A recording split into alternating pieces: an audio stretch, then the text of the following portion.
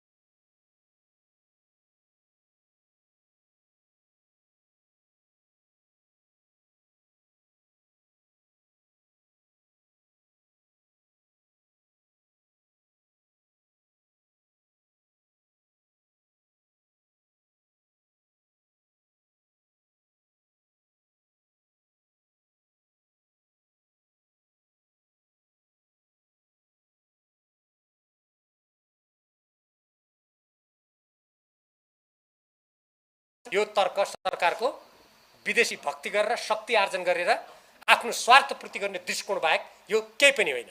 एकातर्फ यस्तो गर्ने, अर्कोतर्फ म अघि प्रसङ्ग ल्याउँदै थिएँ, निर्वाचनको मुखमा आएर अर्थ सचिव सरुवा गर्ने, अर्थ मन्त्रालयमा यत्रो ठुलो विवाद भयो, तत्सम्बन्धमा नेपाली जनतालाई चित्त बुझाउने गरी सम्पूर्ण अनुसन्धान गरेर त्यो कुरा ल्याउनुको सट्टा त्यहाँको अर्थ सचिवलाई नै सरुवा गरिदिनु।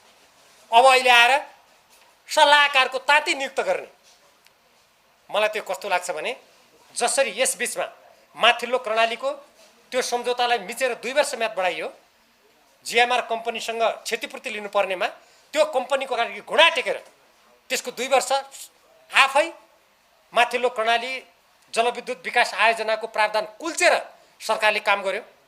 भारतले आफ्नो राष्ट्रिय हितमा जलविद्युत आयोजना सम्बन्धी ऊर्जा सम्बन्धी दूरदृष्टि ल्याए, आँखा चिम्लेर प्रधानमन्त्री शेरबहादुर देउवाले भारतमा गएर त्यसलाई स्वीकार गरेर आउनु हो। लिम्पियाधुरा लिपुले कालापानीमा हाम्रो सिमाना मिचिएको छ, तत्सम्बन्धमा चुक्क पनि बोल्नुहुन्न।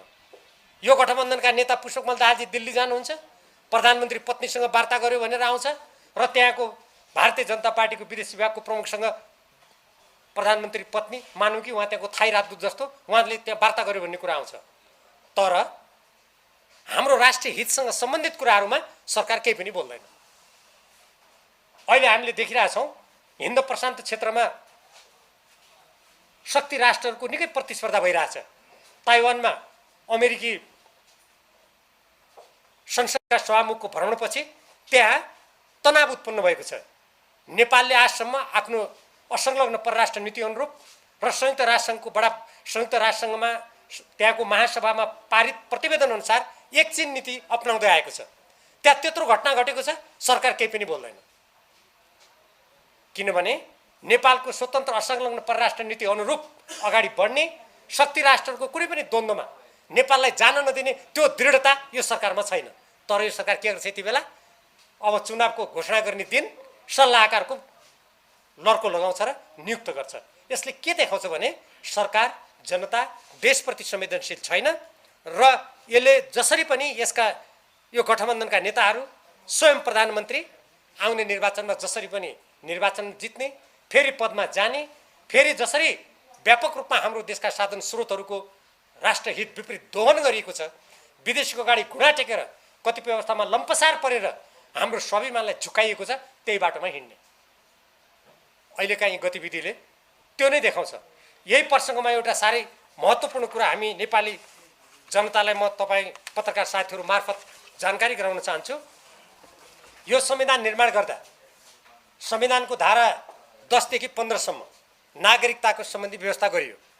त्यो व्यवस्था गर्दा संविधानको धारा 11 को यो उपधारा 6 मा विदेशी महिलाले नेपाली पुरुषसँग बिहा गरेको अवस्थामा सङ्घीय कानुन बमोजिम गर्ने भन्ने जुन हामीले प्रावधान राखेका थियौँ, त्यति बेला अहिलेका शीर्ष स्थानमा रहनुभएका सबै राजनीतिक दलका नेताहरूले 5 वर्षदेखि 7 वर्षसम्म ती महिलाहरूले नेपालमा नागरिकता लिनुभन्दा अगाडि निरन्तर बसोबास गरेको हुनुपर्ने कुरा हामी पछि कानुन ल्याउँदा राख्छौँ भनेर उहाँहरूले त्यति बेला भन्नुभएको थियो। अहिले उहाँहरू त्यसमा बोल्नुहुन्न। राज्य व्यवस्था समितिले यो प्रतिवेदन त्यो बेला नेपाल कम्युनिस्ट पार्टी अन्तर्गत रहनुभएका अहिले नेकपा एमाले र नेकपा माओवादी केन्द्रमा रहनुभएका सांसदहरूले एक मतले यो पारित गरेर पठाएको प्रतिवेदन हो। यो प्रतिवेदनमा नेपाली पुरुषसँग बिहा गरेर आउने विदेशी महिलाले 7 वर्ष निरन्तर नेपालमा बस्नुपर्छ भन्ने प्रावधान राखिएको छ। यहाँहरू सबैलाई थाहा छ, भारतमा नागरिकताको लागि निवेदन दिन त्यसरी बिहा गरेर जाने महिलाले 7 वर्ष पुर्नुपर्छ, मालदिप्समा 12 वर्ष पुर्नुपर्छ, भुटानमा सन्तान जन्माएपछि मात्रै त्यो अधिकार प्राप्त हुन्छ, बङ्गलादेशले पनि समय तोकेको छ, अमेरिकामा हरियो कार्ड अङ्ग्रेजीमा ग्रिन कार्ड लिएको कति वर्षपछि निवेदन दिनु पाइन्छ, त्यो पनि त्यहाँको राज्यको इच्छामा निर्भर हुन्छ। नागरिकता लिने बेलामा उसले शपथ ग्रहण लिनुपर्छ, उसले कक्षा लिनुपर्छ, त्यहाँ उसलाई त्यहाँ त्यो देशको बारेमा पढाइन्छ। अस्ट्रेलियामा जानुस्, त्यहाँ स्थायी आवासीय पत्रको व्यवस्था छ। तर हाम्रो देशमा जब हामी नेपालमा जन्मेका नेपालका आमा बाबु नागरिकबाट जन्मेका व्यक्तिहरूले पनि नागरिकता लिन कति वर्ष कुर्नुपर्छ? 16 वर्ष कुर्नुपर्छ। अनि विदेशी नागरिकले बिहा गरेर आउँदैमा तुरुन्तै नागरिकता दिनुपर्ने यो जनसङ्ख्याको राजनीतिबाट नेपालको अस्तित्वलाई समाप्त गर्ने चक्रव्यूहको एउटा हिस्सा हो। अब यो सम्बन्धमा कतिपय मानिसहरूले होइन यो खास गरी भारतलाई ध्यानमा राखेर गरिएको हो। भारतबाट आउनेलाई कुनै नागरिकता नदिने, कुनै अधिकारै नदिने, उनीहरूलाई चाहिँ शिक्षा कुनै क्षेत्रमा अगाडि जानै नदिने गरेको हो। यो अन्धराष्ट्रवाद हो भनेर चिच्याएको म सुन्छु। यो कुनै भारतबाट आउनेको हकमा मात्र होइन।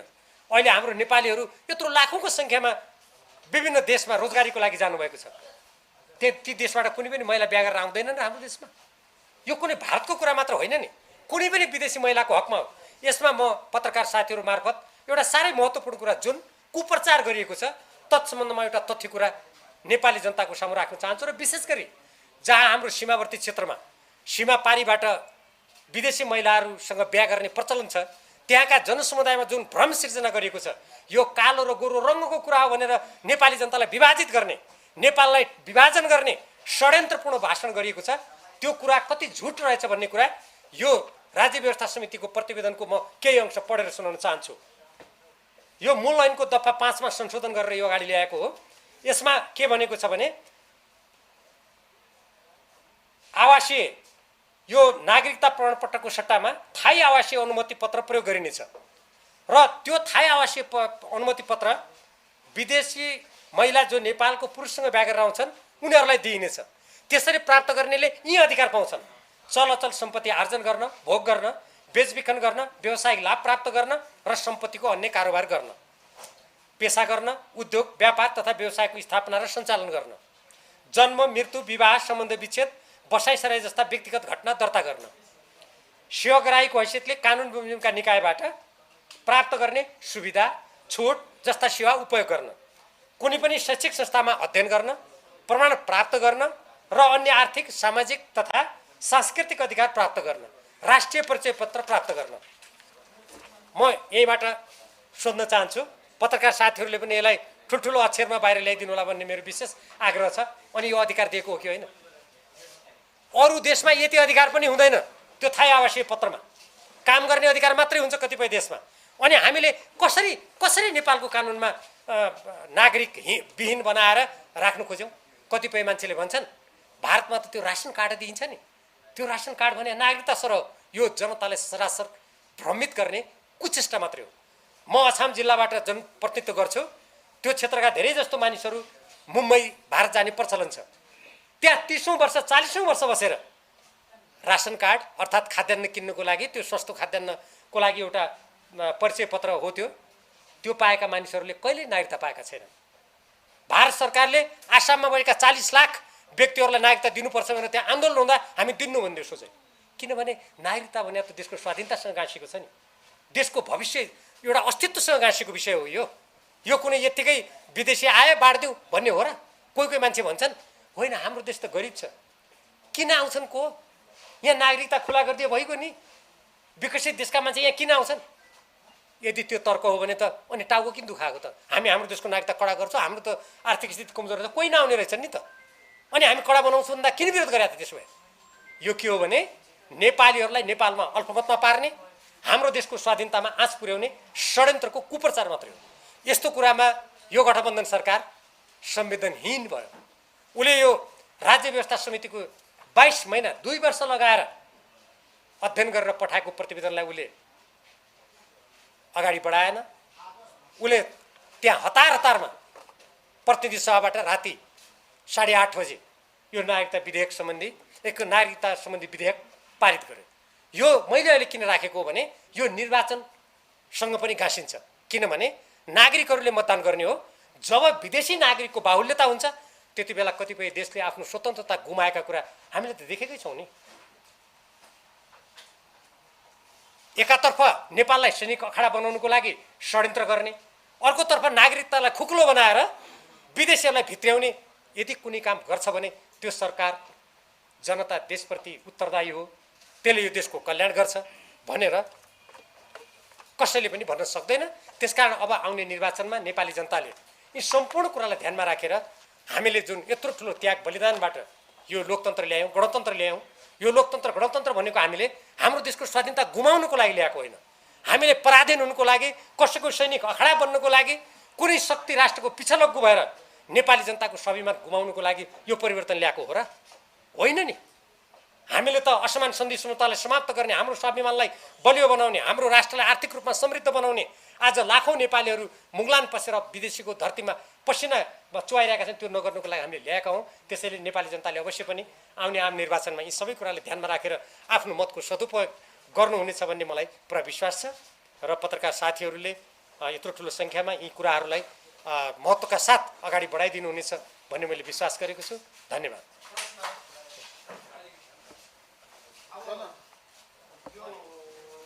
सरकारले निर्वाचन घोषणा गरेसँगै अब तपाईँहरूको यो विघटन हुन्छ हुँदैन के छ यो प्रावधानमा के राखिएको छ र कहिलेसम्म तपाईँहरू संसदमा भन्नुहुन्छ र त्यसपछि अब सँगसँगै अहिले नागरिकताको विधेयक जसरी राष्ट्रपति समक्ष गएको छ अब त्यसलाई कुन तरिकाबाट यिनीहरूले अनुमोदन गर्लान् के छ त्यसको विषयमा के छ?